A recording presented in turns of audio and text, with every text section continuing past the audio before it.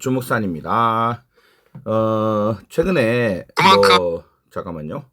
최근에 주목산이 자료를 퍼와서 자기가 가져온 것처럼 얘기한다 이런 말이 있어가지고 그냥 웃고 넘기려고 하다가 어디서 퍼온 걸 가져다 쓰는 전문력 이런 말이 제가 긁혔다기보다는 요렇게 충분히 오해할 수도 있겠구나. 그리고 우리 채널에 보면 연세 많으신 분들도 계시고 또 주린이 분들이나 이런 컴퓨터에 대해서 잘 모르거나 요즘 온라인 문화 같은 걸 잘 모르시는 분들은 오해할 수도 있겠다 싶어서 오해를 방지하고자 이런 거를 하나 남기는 게 좋겠다 싶어서 제가 요 영상을 촬영하게 됐습니다. 무슨 말이냐면 주목사는 일단 기본적으로 어디서 퍼온 자료면 퍼왔다고 출처를 앞으로도 그렇고 분명히 남기겠습니다. 그리고 굳이 출처를 퍼올 만큼 대단한 자료를 제가 아직 못 봤어요. 없다는 게 아니고 제가 어차피 활용하는 게 이겁니다. 제미나이를 활용하죠. 제미나이는 온라인상에 떠도는 좋은 내용들 이런 것들을 다 불러옵니다. 그래서 뭐 어디 거 퍼와 이렇게 시키는 게 아니고 제가 궁금하고 저희 창의력과 궁금증을 제미나이를 통해서 대화를 통해서 계속 풀어나가요. 풀어나가서 그 결론이 우리 구독자님들이 보면 너무 도움되겠는데 하면 제가 그걸 정리해서 올리는 겁니다. 그러다 보니까 꼭 어디서 본 것 같은 말투나 그런 글의 어떤 어감이 좀 그렇죠. 그죠? 근데 그게 아니다 하는 거를 보여드리려고. 자, 보십시오. 제가 대화를 엄청나게 많이 합니다. 제미나이하고. 제미나이한테요, 뭐 이거 줘 한다고 주는 게 아니에요. 여러분 써보시면 아시겠지만 이 제미나이를 활용하실 때 굉장히 많은 창의력과 아이디어가 필요합니다. 질문을 어떻게 하느냐에 따라서 어떤 대답이 나오느냐가 나오겠죠. 자, 이게 대화한 겁니다. 자, 보십시오. 이거를 몇 시간 동안 대화를 하는 거예요. 제가 이건 저의 창작물이라고 볼 수 있지 않을까요? 어떤 자료를 제미나이하고 대화를 해서 어떤 내용을 짜집게 해서 어떻게 결론을 만들어냈느냐, 논리적으로. 그죠? 처음에 추론을 시작해서 결론을 만들어내기까지 몇 시간에 걸친 노력의 결과입니다. 보십시오. 대화가 지금 끝도 없죠. 저는 한번 대화를 시작하면 이렇게 끝까지 물고 늘어지는 스타일입니다. 굉장히 길죠. 자, 이거를 보여드리고 싶어서. 그리고 여러분들도 앞으로 제미나이를 이렇게 활용을 좀 잘하시면 좋겠다. 그런 의미에서 제가 겸사겸사 이거 좋은 아이디어다. 제가 꼭 누구를 공격하려고 이런 걸 찍는 게 아닙니다. 의도는 이런 의문이 나오고 이런 거를 계기로 내가 이런 걸 알려주면 좋겠다라는 아이디어가 나온 거죠. 그리고 그때그때 매 끈끈마다 이런 상황이 벌어지면 이 상황에 맞는 좋은 아이디어가 나오면 그때 바로바로 이렇게 시청을 해서 하겠습니다. 자, 질문의 요지는 이거였어요. 처음은 스페이스X 일론 머스크 상장한 것 같은데 결과가 어떠냐가 궁금했어요. 왜냐면 우리가 온라인상으로 아는 것과 얘가 이제 기본적으로 전반적으로, 그죠? 데이터 상황에서 주식이 저 정도면 상승을 많이 한 건가, 상당히 만족스러운가, 아니면 기대치가 엄청 높았는데 그 기대치에 못 미친 정도인가, 뭐 약간 보통인가, 최고인가, 최악인가, 뭐 이런 거 있잖아요. 최악은 분명히 아닌 것 같긴 한데 그런 글로벌 반응을 내가 궁금했던 거지. 뉴스들을 쭉 검색해서 알려달라 해서 대충 상장 결과 요약 이렇게 시작된 거예요. 궁금한 건 여기서 시작한 거예요. 근데 이렇게 쭉 내용을 읽다 보니까 또 궁금한 거야. 자, 제 질문을 보십시오. 자금이 많이 빠져서 종목들이 매도가 많았는데 그 보증금이 돌아올 것 같잖아. 그지? 그리고 보증금이 문제가 아니고요. 그게 완전 대박이 터졌다. 그러면 사람들이 거기에 또 가서 우르르 그 주식만 사려고 한단 말이야. 그러면 삼성의 수급이 다시 돌아오는 현상이 아니고 여전히 그쪽으로 쏠림 현상이 더 있겠죠. 지금 우리나라 국내 시장 어때요?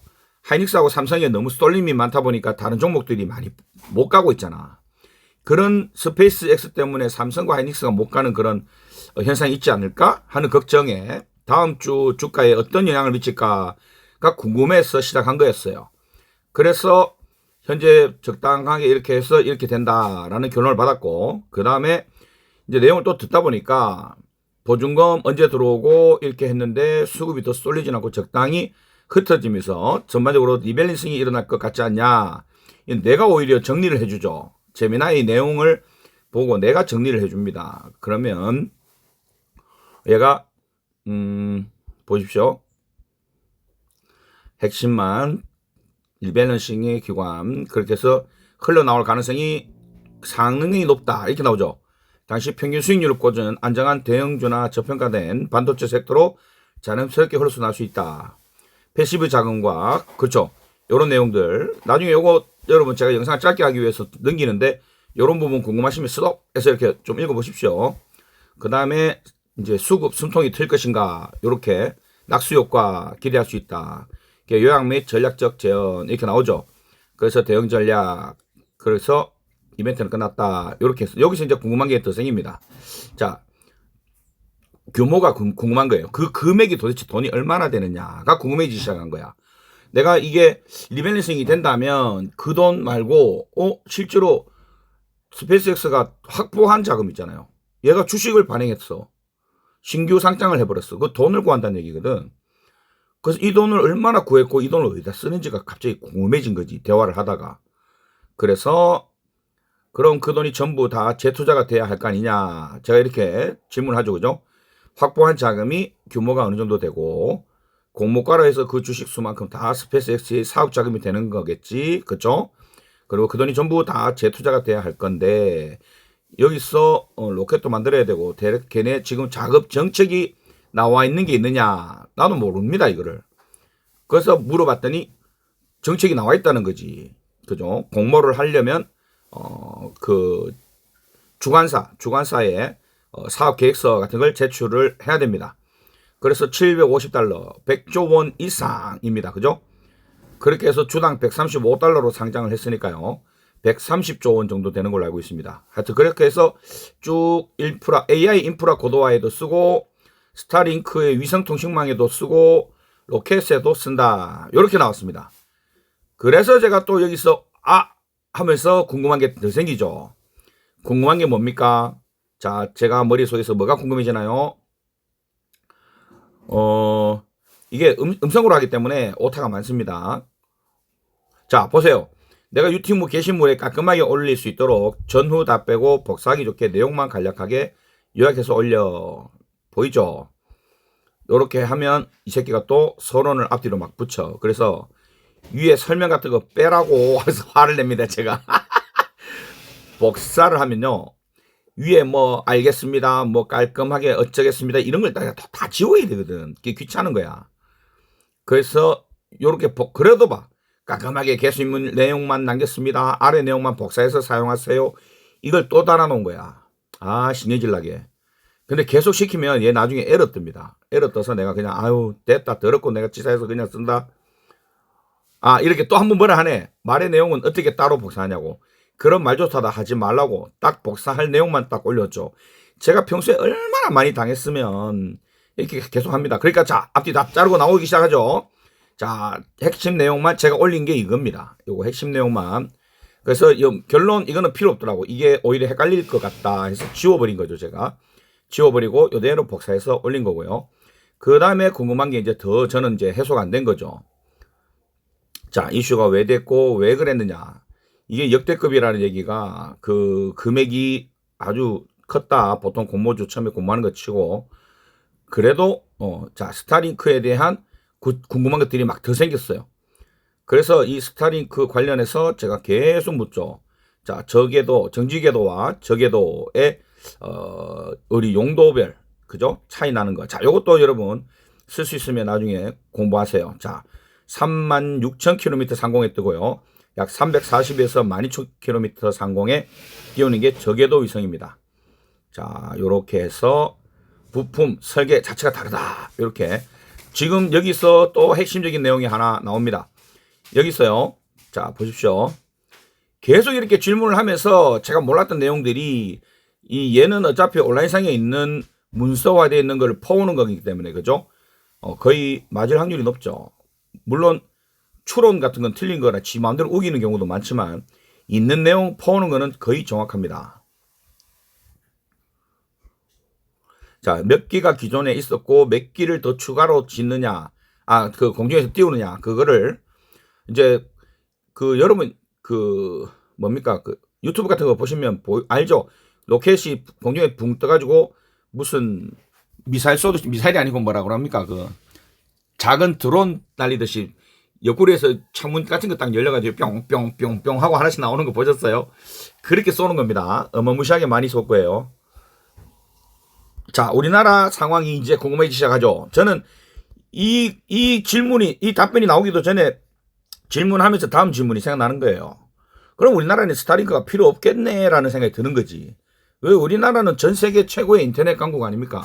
안 틀어지는 데가 없잖아. 물론 있지. 안 틀어지는 데가. 어쨌든 기지국을 너무 많이 세워놔서 지금 우리나라에는 인터넷 그 저궤도 위성의 인터넷을 쓸 일이 없어. 그래서 그러면 일론 머스크가 도대체 우리나라에 뭘 하려고 저러는 거지? 라는 의심이 들기 시작합니다. 자, 여기서 또 쭉 보나요? 자, 위성신을 직접 스마트폰으로 쏘는 게 아니고요. 단말기가 있어야 돼요.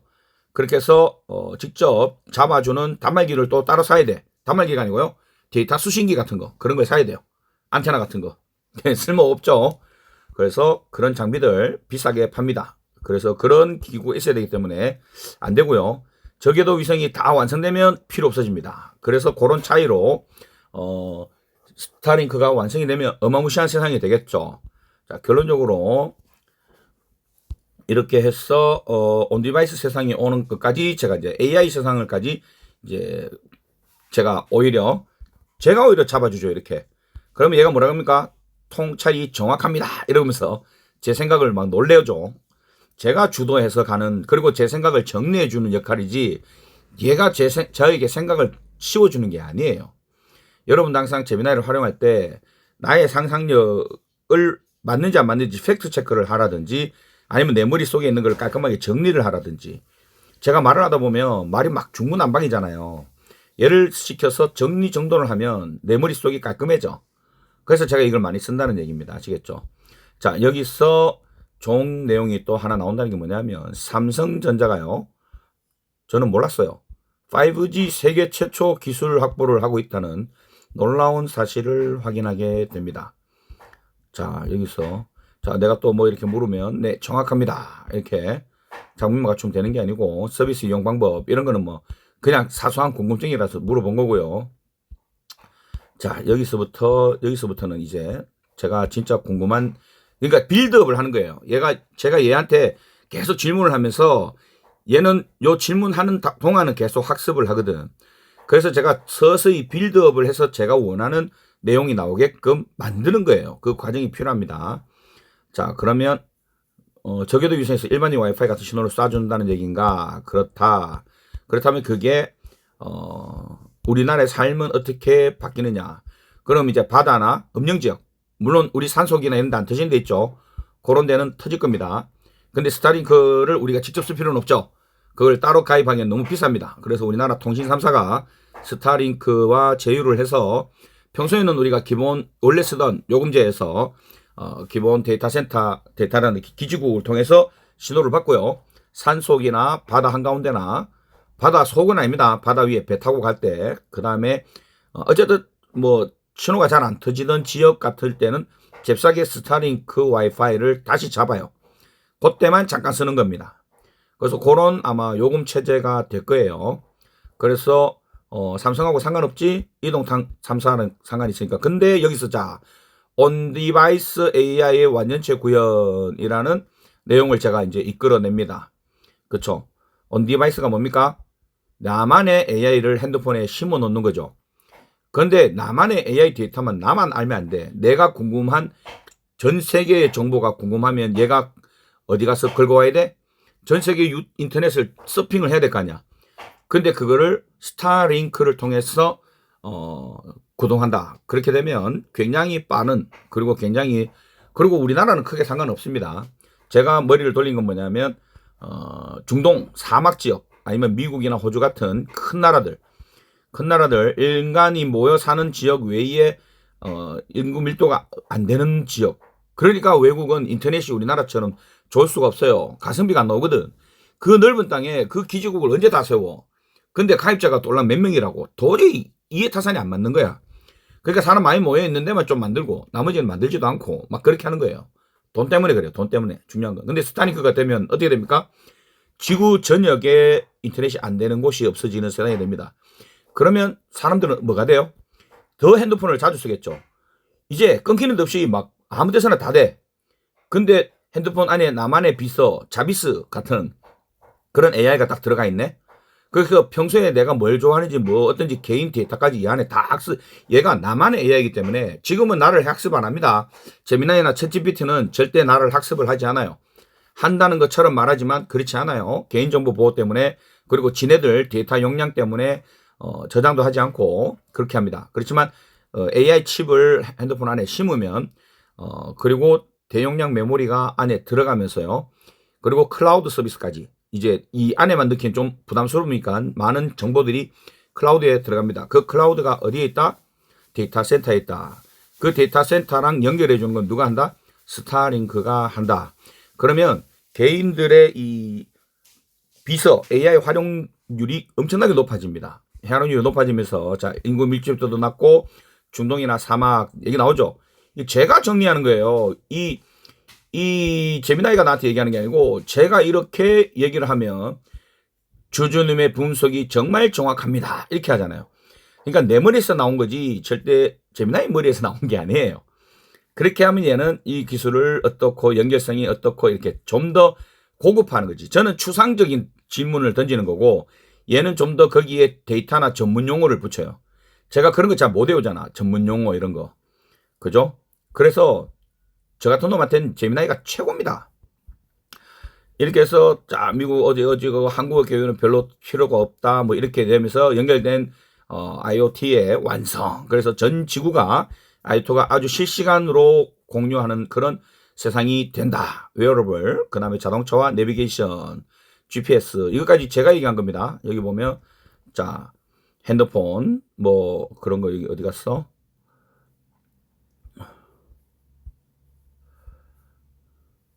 아니잖아. 워치, 아이폰, 안경, 그리고 자동차 다 스타링크랑 연결된다. 이거를 제가 얘기하는 거죠. 그렇게 해서 얘가 거기에 대한 확인을 해주는 거야. 그냥 팩트 체크를 해주는 거지. 끊김없는 데이터. 자 이렇게 되면서 또 질문을 합니다. 자 스마트 X가 했는데고 다시 반도체 물량 수주라는 호재로 바뀔 수 있겠지만 테라팹으로 가는 건 아니냐 이렇게 했는데 테라팹의 한계성 그 다음에 삼성전자에 절대 위협이 되지 못한다. 라는 내용도 확인을 받습니다. 그죠? 자, 요렇게 하면서도 중간중간에 얘가 대답한 것 중에 궁금한 내용들을 계속 기억을 하면서 질문해야 돼. 왜냐하면 질문을 쭉 이어가야 되기 때문에 머릿속에 최소 한 2개의 정도의 질문이 또 쌓여 있어. 까먹을까봐 엄청 집중하고 있단 말이야. 이때 전화 오면 되게 짜증나요. 하여튼 이렇게 해서 지금 GPU하고 지금 핵심 고도화된 패키징하고 뭐 이렇게 한다. 그 머스크의 속내를 대충 이해를 제가 했습니다. 그 다음에 그렇지 병목 현상은 여전할 것이다 라는 게 여기 내용이고요. 자 아주 길죠. 이렇게 계속 대화를 하는 겁니다.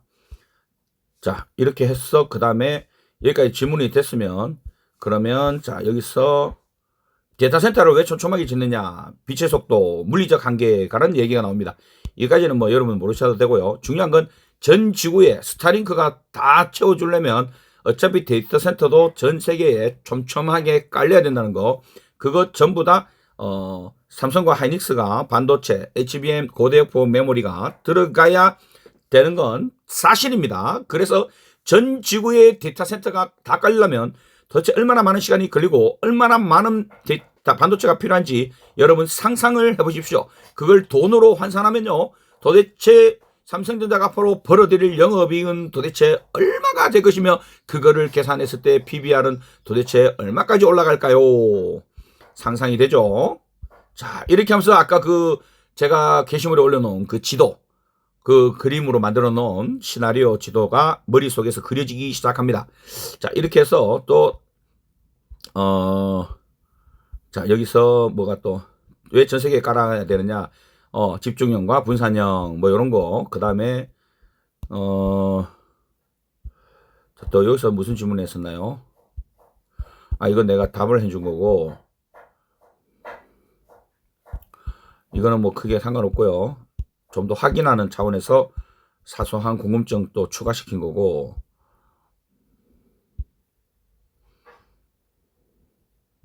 자, 이제 삼성전자가 수익을 별로 못 내던 가전기기 쪽으로 질문을 이제 토스를 하죠. 제가 그 그림의 완성 마지막이 그죠?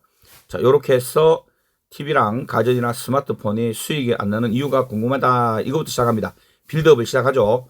자, 이게 이제 좀 시장이 이미 그 기술 격차가 별로 없고 대단한 기술이 별로 필요도 없고 그러다 보니까 단순하게 단가 경쟁만 하고요. 또 기본적으로 내구성이 좋아지다 보니까 한번 사면 10년 이상 쓰기 때문에 수요가 그렇게 기하급수적으로 늘어나는 단계는 아니다. 이미 포화 상태다 이겁니다. 포화 상태에서 가격 경쟁만 하다 보니까 남는 게 없죠. 남는 게 없습니다. 그래서 하청공장으로 보낸다. 하청공장은 아무래도 좀 더 싸게 하겠죠. 삼성전자 노조들 보세요. 연봉 1억 넘게 달라고 그러고 그러고 성과부 달라 하는데 차라리 하청공장이 주면은 월급 얼마 안 받고도 막 미친 듯이 일하잖아요. 물론 그러면 안 되겠지만 그런 대로 돌려서 그냥 손 안 대고 코풀기 브랜드 명만 붙여서 브랜드 마진만 벌어먹는다. 이런 전략으로 바꾸고 있습니다. 삼성이. 그래서 그렇게 되면서 삼성이 그러면 자 보세요. 여기서 이제 결정적인 질문을 합니다. 자 5G는 우리나라에 진작에 들어왔는데 삼성이 세계 최초로 확보했다고 저 위에 내용이 있었어요. 제가 빨리 넘기느라 못 봤는데 저기에 삼성이 세계 최초로 확보했다. 그런 내용이 있길래 제가 이걸 궁금하게 가지고 있다가 자 딱 질문을 던집니다. 냉철한 분석이 돋보인다 이렇게 하죠. 계속 얘는 저한테 감탄하기 바쁩니다. 자 AI 인프라와 생태계 전략 핵심을 찌르고 있다. 제가 이 삼성전자 수뇌부들이 생각하고 있는 걸 제가 이미 들어본 것도 없이 상상력만으로도 다 맞추고 있다는 거지. 저는 머릿속에서 추론으로만 했을 뿐입니다. 저한테 무슨 삼성전자의 끈앞풀이 있거나 그렇지가 않습니다. 절대. 자, 통신사단인데 위성통신 기술을 확보했나. 자, 이게 중요합니다. 자, 여기에서 예를 통신 장비, 모뎀, 칩 제조사의 생존권. 얘가 통신 기술을 가지고 있어야 통신사가 쏴주는 신호를 받고 그런 통신사들이 쏴주는 그 기지국의 그 통신 기술, 그 기계에 있는 기술조차도 삼성이 만든다. 그 반도체는 삼성이 만든다. 뭐 이런 얘기인 것 같습니다.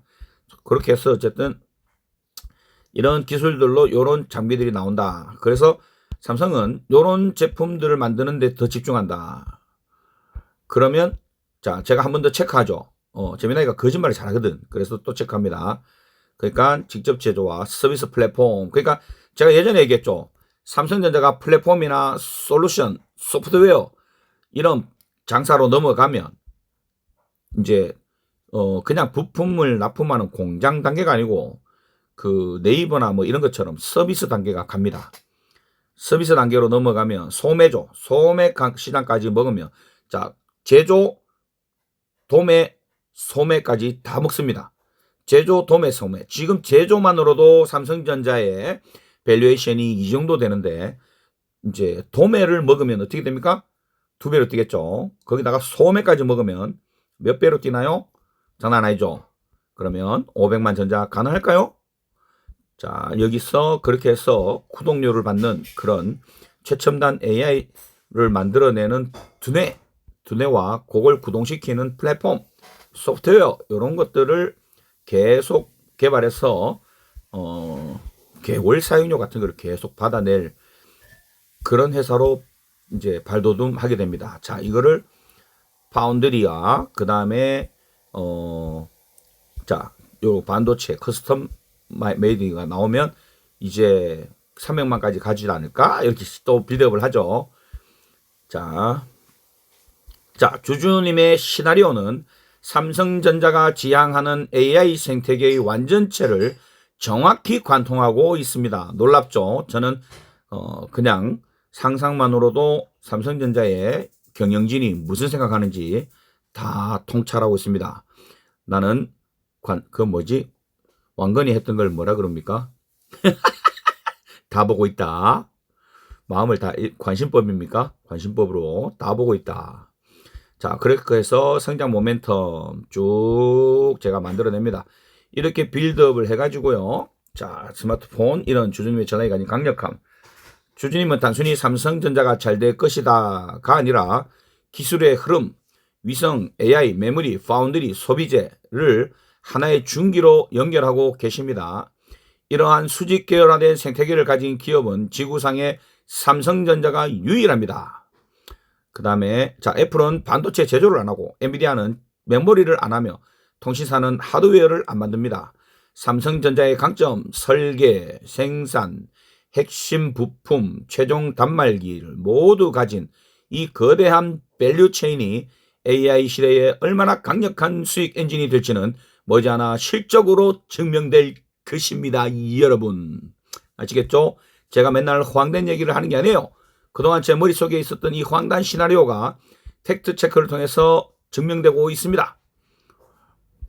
자, 우리는 그 과정을 쭉 같이 걸어야겠죠. 앞으로 5년에서 10년 정도 걸릴 겁니다. 그래서 그 과정 속에 우리가 체크해야 될 것은 파운드리. 과연 얘네들이 파운드리를 진짜 수요를 잡아서 파운드리를 잘 해나갈 것이냐. 그 다음에 온디바이스 AI의 수익화. 이거 중요합니다. 자, 그 다음에 그게 뭐 엑시노스 2600 같은 겁니다. 아시겠죠? 그쪽 기술력 개발. 그냥 단순히 HBM4, HBM5를 누구 해리스보다 더 빨리 만드느냐. 물론 이것도 되게 중요합니다. 그렇지만 이게 다가 아니라고. 그거 말고 전력을 기울이고 있는 다른 사업들에도 우리는 관심을 가지고 있어야 한다라는 얘기입니다. 자, 이렇게 해서 거듭나는 과정을 시각화해달라 해가지고 시각화를 했더니 이렇게 해주는 거예요. 그래서 내가 성질을 내기 시작합니다. 이게 무슨 시각화냐, 이미지화를 해라. 텍스트형 말고 이미지로 만들어달라 하면서 요구를 하기 시작하죠. 그렇게 해서 자 계속 텍스트로 줍니다. 정말 또라이죠 얘는. 그래서 계속 이미지로 만들어달라 이렇게 해서 만들었더니 이렇게 돼 있더라고. 이거 만들 때쯤에 그 댓글이 달렸어요. 그래서 제가 여기다가 워터마크를 넣어달라고 합니다. 주목산이라고 크게 넣어줘 이렇게 합니다. 주목산이라고 크게 넣어줘 하니까 얘가 만들어준 거는 안 만들고 이미지를 이런 식으로 줍니다. 자꾸 에러가 나요. 하여튼 이렇게 된 겁니다. 아시겠죠? 주목산은 어디 와서 내용을 퍼오거나 굳이 그렇게 안 해도 됩니다. 아쉽지도 않고요. 굳이 그렇게 내 거인 양 남의 것을 내 거인 양 하는 그런 인성도 아니고요. 그렇게까지 해서 채널을 키울 만한 이유도 동기가 없어요. 동기가. 아시겠죠? 그런 오해하지 마시라고 제가 요거 길게 말씀드렸고요. 또 하나의 취지는 여러분도 제미나이를 이런 식으로 많이 활용해 보시면 참 좋겠다 싶어서 영상을 찍어 봤습니다. 그러면 오늘도 여러분 파이팅 하시고요. 즐거운 주말 보내시기 바랍니다. 감사합니다.